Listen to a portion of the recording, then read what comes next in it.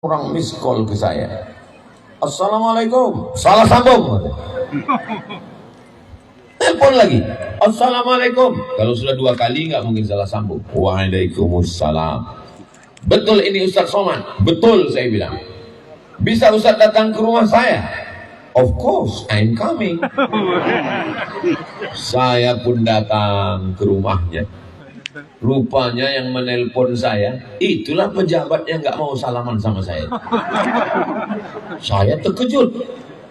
Dia nggak terkejut karena dia nggak ingat. Di jamunya saya makan siang, makanan semua ada di situ. Lalu kemudian setelah makan dikasih minum, setelah minum ngobrol-ngobrol di ruang tamu. Saya udah mulai curiga ini. Karena pepatah orang kampung kami, no free lunch. Tidak ada makan siang yang gratis. Ini jangan-jangan ada apa-apa ini. Rupanya betul. Sebentar ya Ustaz Somad, saya ke kamar dulu katanya. Iya, keluar dia dari kamar, dibawanya kalender sama kartu nama, minta kampanye. Saya bilang insya Allah saya sampaikan. Kadang banyak perkara dalam hidup ini kita sudah lupa. Rupanya Allah kabulkan di saat kita sudah tidak ingat lagi. Saya pun ceritanya udah lupa, diingatkan lagi sama Kiai Haji Masyhur. Tapi alhamdulillahnya saya terjaga, terpelihara tadi. Kenapa? Karena dalam cerita beliau tadi, bukan saya yang menarik tangan saya ditarik oleh panitia. Ini peringatan untuk panitia. Siapapun yang datang ceramah nanti, jangan asal kalian tarik aja. Biarkan dulu salaman. Rupanya yang mau disalami itu bukan orang sembarangan. Beliau pemilik pondok pesantren yang penghafal Qur'annya ribuan. Mudah-mudahan inilah yang akan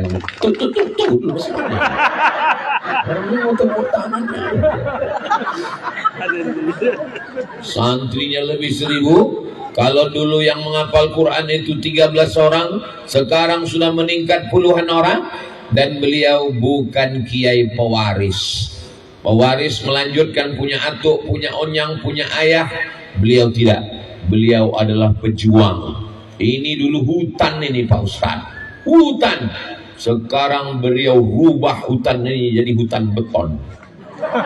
Tengok tiang-tiang beton yang belum berdaun pintu dan berdaun jendela. Mudah-mudahan kedatangan kita malam ini merubah gedung ini menjadi asrama, menjadi aula, menjadi masjid untuk santriwati, santriah perempuan insyaallah. Amin. Ini cuma amin-amin aja, masukkan duit. Saudara yang dimuliakan Allah Subhanahu wa taala. Adapun alumni nanti mau kemana? Berkat silaturahim. Apa kata Pak Dr. Haji Erzaldi Rosman? Syaratnya mesti hafal Quran. Hafal Qurannya 30 juz, bukan juz 30. Hafal Quran 30 juz dan akan dikirim ke Taiwan. Yang selama ini makan tekwan. Tekwan itu artinya diambil 1 kali. Itu maka tekwan.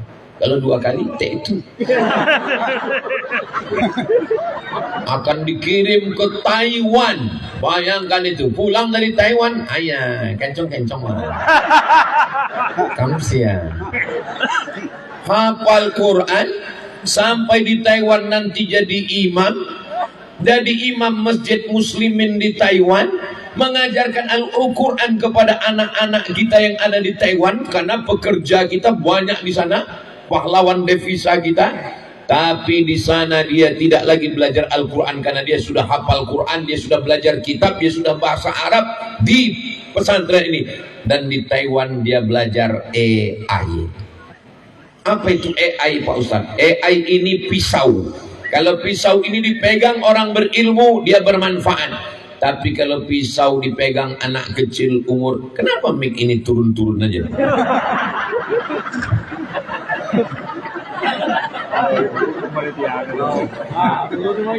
Kalau tuan memasak sukun, jangan dicampur dengan kubis. Kalau mic sudah 2 kali turun, itu tanda waktu sudah mau habis. AI itu macam pisau. Kalau pisau dipegang anak umur 5 tahun, dipotongnya urat nadi, dipotongnya urat leher, mati. Tapi kalau pisau dipegang oleh orang dewasa, dia akan memotong kambing, bismillahi Allahu Akbar, kambingnya dibakar, dimakan Ustaz Somad. Itulah mengapa berapi suara Ustaz Somad malam. Dikasih Kiai Masyhuri gulai kambing dan kambing bakar, makanya menyala abang.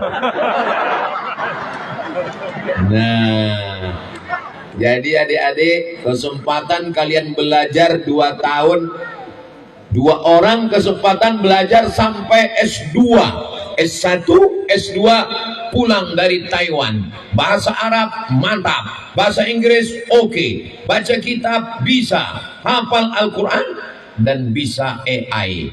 AI kalau di tangan orang yang tidak berilmu, itulah dia keluar video yang kemarin kita nonton video tuh, mau marah rasanya gimana, mau tak marah rasanya berdosa. Masa dia buat video AI, hai ini hari pertama di neraka. Memang kalau orang-orang rendah SDM gini. Padahal AI ini bisa dipakai untuk buat video pengentasan kemiskinan. AI itu mempermudah orang, hanya 1 orang